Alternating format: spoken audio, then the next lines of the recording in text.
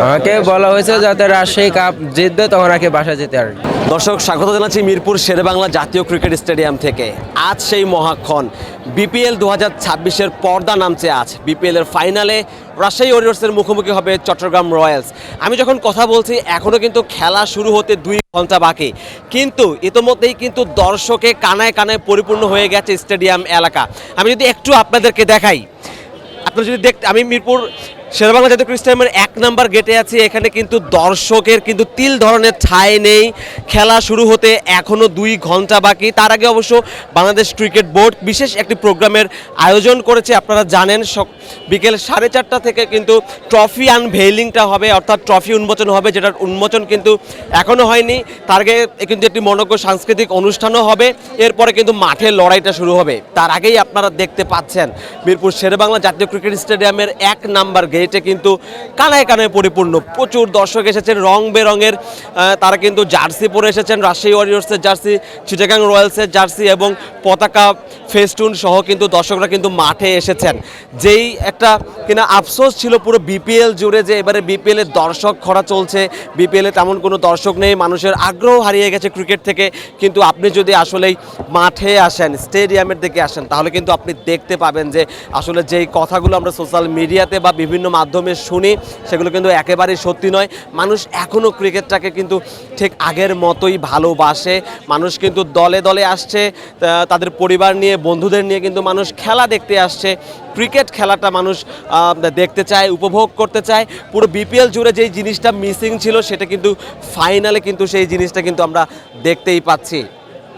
যেই কথাটা বলছিলাম যে মানুষের ক্রিকেটের প্রতি যেই আবেগ, মানুষের ক্রিকেটের প্রতি যেই প্যাশন, সেই প্যাশনটা কিন্তু চোখে পড়ার মতো, এবং সেটা কিন্তু কোনো কিছুই কিন্তু দমাতে পারেনি। এই যে ক্রিকেট নিয়ে বা বিপিএল নিয়ে কম বিতর্ক হয় না, কম কিন্তু নেতিবাচক খবরের শিরোনাম বারবার হয় বিপিএল, এরপরও কিন্তু মানুষের কিন্তু ক্রিকেটের প্রতি আগ্রহটা কিন্তু রয়েছে। এই দৃশ্যগুলোই কিন্তু বলছে মানুষ আসলে ক্রিকেটটা কতটা এখনও পছন্দ করে। মাঠে এসে মানুষ আসলে খেলা দেখতে চায়। আপনারা আমরা একজন দর্শককে দেখতে পাচ্ছি, তিনি কিন্তু বরের বেশে এসেছেন। আমরা একটু ওনার সাথে কথা বলার চেষ্টা করব, যদি উনি আমাদের সাথে কথা বলে। বা একটু আপনার সাথে কথা বলি। আপনাকে দেখে মনে হচ্ছে যে আপনি বিয়ের মঞ্চ থেকে উঠে এসেছেন। জি। মানে কারণ কি, আপনি বিয়ে রেখে আপনি ক্রিকেট মাঠে কেন? আমার ওয়াইফ রাজশাহী সাপোর্টার, সেই কারণে সে বলছে যে রাজশাহী কাপ নিয়ে আসলে আর কি বাসা যা দিবে।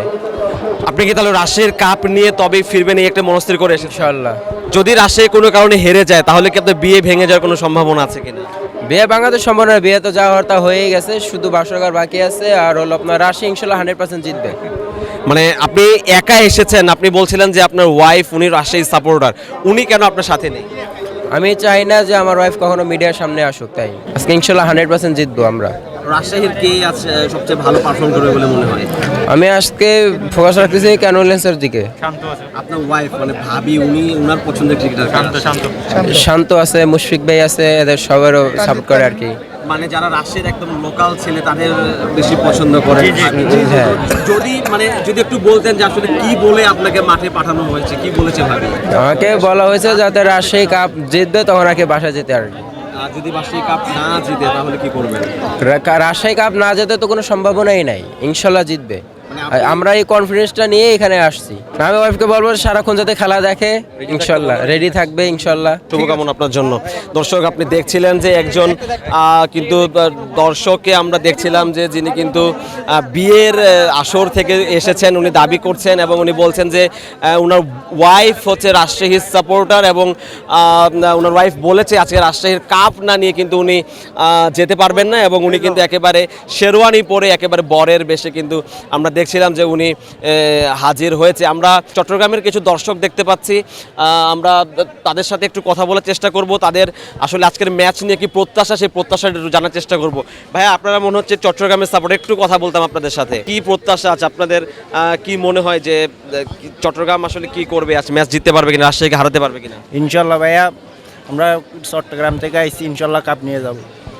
চট্টগ্রামের আসলে কার উপরে প্রত্যাশাটা বেশি? চট্টগ্রামের নাইম শেখ ভাই।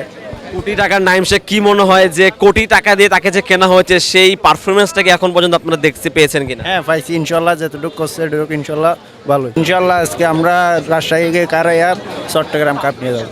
দর্শক, আমরা চট্টগ্রামের একজন দর্শকের সঙ্গে কথা বলছিলাম। উনি বলছিলেন যে চট্টগ্রাম কাপ নেবে এবং নাইম শেখের কথা উনি বলছিলেন, কোটি টাকার যার নাম পড়ে গেছে সেই নাইম শেখের কথা বলছিলেন। নাইম শেখ কিন্তু আপনারা জানেন যে এবারে সব থেকে দামি ক্রিকেটার এবং চট্টগ্রাম আজ যে ফাইনাল খেলছে সেটাতে কিন্তু নাইম শেখের পারফরমেন্সে কিন্তু একটা বড় কিন্তু একটা অবদান রয়েছে। নাইম শেখের এবং রসিংটন যখন ছিলেন দুর্দান্ত পারফরমেন্স তাদের ছিল এবং সেই পারফরমেন্সের বেসিসে কিন্তু চট্টগ্রাম কিন্তু ফাইনালের জায়গাটা কিন্তু তাদের সিকিউর করেছে। নিশ্চয়ই দর্শকরা সেই প্রত্যাশাটা থাকবে নাইমের ওপরে, নাইমের পারফরমেন্সের উপরে চট্টগ্রামে অনেক কিছুই হয়তো নির্ভর করছে এবং যেমনটা আপনি শুনছিলেন যে দর্শকরাও কিন্তু বলছেন যে নাইম শেখের উপরেই কিন্তু তাদের প্রত্যাশা।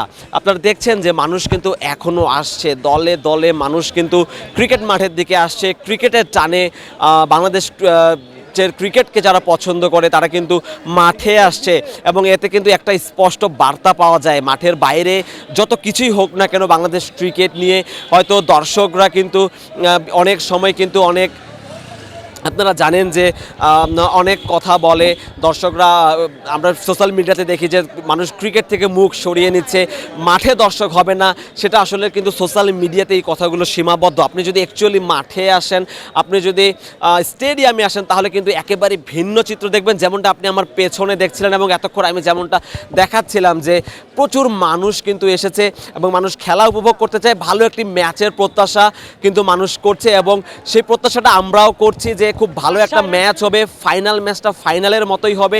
চট্টগ্রাম এবং রাজশাহী দুটো দল কিন্তু গ্রুপ পর্বে কিন্তু সেরা দুইয়ে থেকে কিন্তু প্লে অফে এসেছিল এবং সেখানে কিন্তু প্রথম কোয়ালিফায়ারে কিন্তু চট্টগ্রাম রাজশাহীকে হারিয়ে কিন্তু প্রথম দল হিসেবে 2026 বিপিএলের ফাইনালে জায়গাটা সিকিউর করেছিল। এরপরে কিন্তু দ্বিতীয় কোয়ালিফায়ারে সিলেট টাইটান্সকে কিন্তু হারিয়ে রাজশাহী ওয়ারিয়র্স কিন্তু ফাইনালে এসেছে এবং এই দুটি দলের মধ্যে একটা তুমুল হাড্ডাহাড্ডি লড়াই হবে, সেই প্রত্যাশাই করছি। এবং আপনাদের প্রতি আহ্বান থাকবে, আপনারা মাঠে আসুন। ক্রিকেটটা আসলে দর্শকরাই বাঁচিয়ে রাখতে পারে, দর্শকরা মাঠে আসলেই কিন্তু ক্রিকেট খেলাটা সুন্দর হয়। মিরপুর শেরেবাংলা জাতীয় ক্রিকেট স্টেডিয়াম থেকে সারোয়ার সেতু, ক্রিকেট 97।